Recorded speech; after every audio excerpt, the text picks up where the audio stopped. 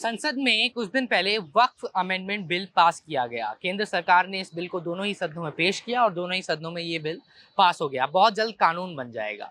लेकिन वक्फ amendment bill के पास होने के बाद से देश भर में कुछ इलाके ऐसे हैं जहां पर माहौल काफी सेंसिटिव था। पश्चिम बंगाल का एक इलाका है, एक जिला है मुर्शिदाबाद और उसके आसपास के सटे इलाके मुर्शिदाबाद, मालदा, हुगली, इन इलाकों में पिछले हफ्ते वीकेंड पर हिंसा भड़क गई। दरअसल कुछ लोग जो वक्फ अमेंडमेंट बिल का विरोध कर रहे थे, अब तो क्योंकि एक्ट हो गया है तो उसका विरोध कर रहे थे, प्रोटेस्ट कर रहे थे, लेकिन देखते ही देखते ये प्रोटेस्ट हिंसक होने लगा।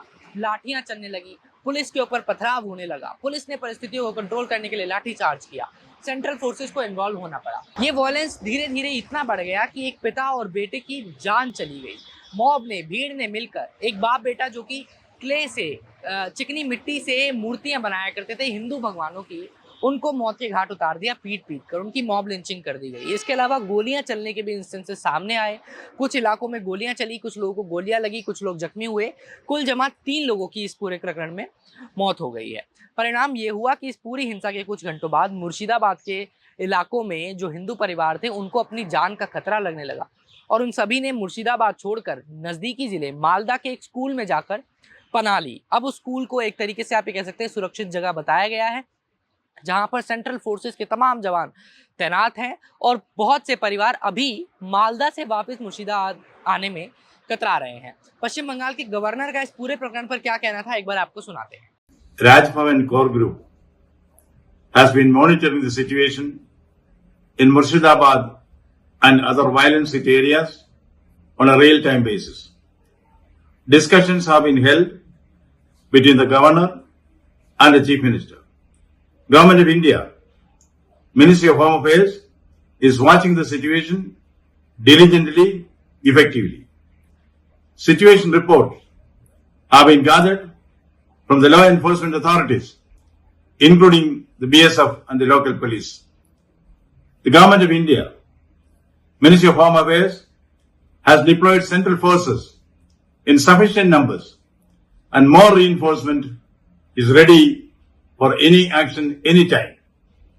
Already 9 companies of BSF are there, CRPF, PF and RAF are ready. The state police, as you know, as you have seen, is active in the field along with the central forces. Miscreants are being arrested.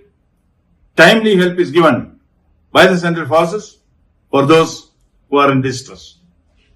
Let the miscreants and their godfathers realize it is going to be a no-nonsense battle against the vandals and the criminals. Nobody, I repeat, nobody will be allowed to take law in their hands. In this fight against violence and injustice, the courts, the government, all well-meaning members of society are strongly united to put an end to these criminals with an iron hand. Sangarsh, Hinsa, Hobena, Cholbena. हालांकि police का ये कहना है कि 200 से ज्यादा लोगों को गिरफ्तार कर लिया गया है। पुलिस का ये भी कहना है कि किसी को भी बख्शा नहीं जाएगा। देखना ये होगा कि आने वाले दिनों में मुर्शिदाबाद से मालदा गए विस्थापित हुए परिवारों को वापस मुर्शिदाबाद लाने के लिए सरकार कौन से कदम उठाती है और खोया हुआ कॉन्फिडेंस उन परिवारों में वापस कैसे लौटाया जाता है।